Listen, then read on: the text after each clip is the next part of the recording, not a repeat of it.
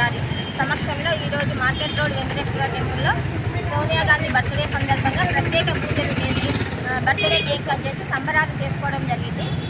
దేశం కోసం ప్రాణత్యాగాలు చేసిన కుటుంబం సోనియా గాంధీ గారి కుటుంబం. ఆ రోజు తెలంగాణ ఇచ్చింది కాబట్టి ఈరోజు తెలంగాణ ప్రజలు సోనియా గాంధీ గారిని గుండెల్లో వెతికిస్తున్నారు.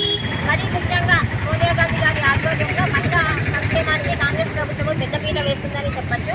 ఏ పథకమైనా ముందు మహిళలకు ఇచ్చిన తర్వాత ఫ్రీ బస్సు రానియండి, ఉచిత విద్యుత్ రానియండి, 500 గ్యాస్ సిలిండర్లు రానియండి, మహిళలకు వడ్డీ లేని రుణాలు రానియండి, మొన్న చూసుకుంటే ఇందిరమ్మ పంపిణీలో మహిళా సంక్షేమానికి కాంగ్రెస్ ప్రభుత్వం పెద్దపీట వేస్తుందని చెప్పచ్చు.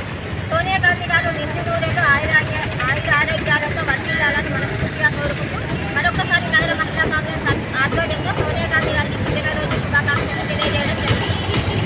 జై కాంగ్రెస్.